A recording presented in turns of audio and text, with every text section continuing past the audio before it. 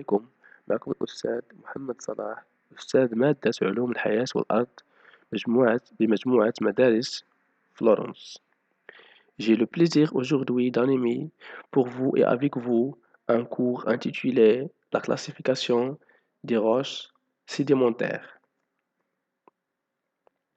Dans la séance précédente, on a parlé de la diagenèse, c'est la transformation d'un sédiment meuble en roche consolidée sous l'effet de la pression des sédiments, de la déshydratation et de la sédimentation et la formation d'une roche sédimentaire consolidée.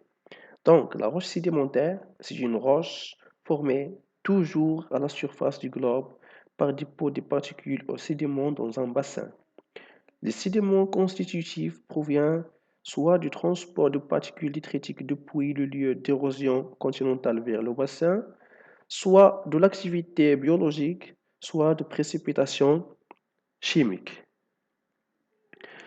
Un exemple de ces roches sédimentaires, on distingue des roches meubles comme le sable, des roches consolidées comme le grès, donc les argiles, les calcaires qui ont une origine soit chimique soit biochimique, les sels qui ont une origine chimique, les conglomérats qui sont des roches détritiques, les travertins, donc qui sont des roches carbonatées, comme vous voyez ici, des traces de feuilles d'arbres, donc le gypse et le silex.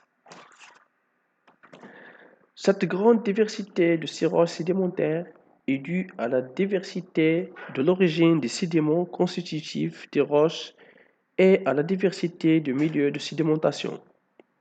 Malgré cette diversité, les géologues ont réussi à les classer selon un ensemble de critères.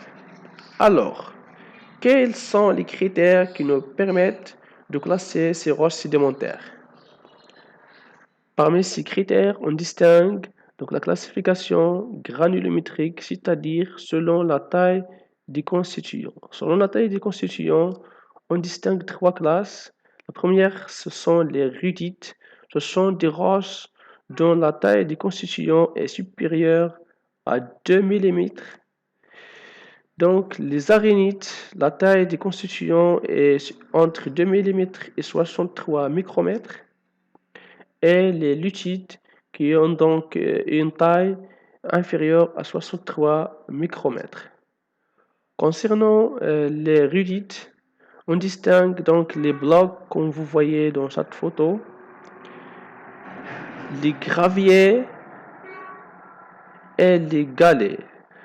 Donc ce sont des roches meubles. Ces roches, elles deviennent consolidées et elles donnent ce qu'on appelle le conglomérat. Le conglomérat, c'est un mélange entre gravier et galets cimentés entre eux par un ciment. Les arénites, dont la taille des constituants est entre 2 mm et 63 micromètres, sont donc des sables. Ce sable, lorsqu'il devient consolidé, il donne une roche consolidée, ce qu'on appelle le grès. Alors, les lutites qui ont une taille inférieure à 63 micromètres, ce sont donc soit des argiles au limon. La consolidation de ces argiles, ils donnent une roche consolidée, ce qu'on appelle les pélites.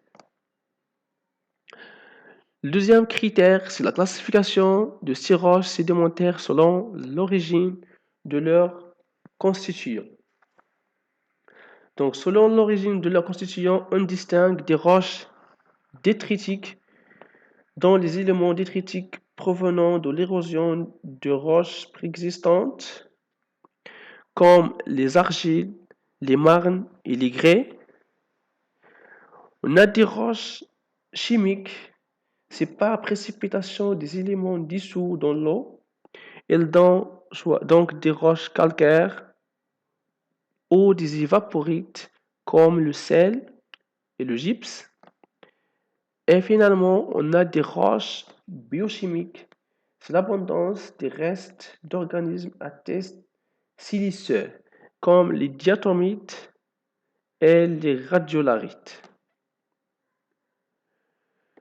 Donc, le dernier critère de classification, c'est la classification des roches selon leur composition physico-chimique. On distingue des roches calcaires.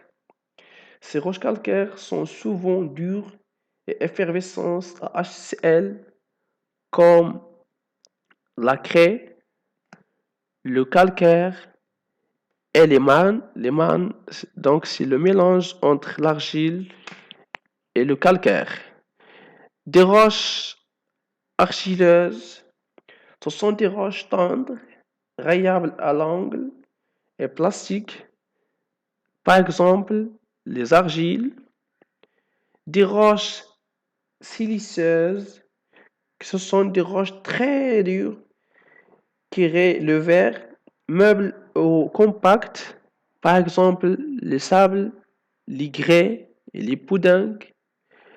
On a des roches salines.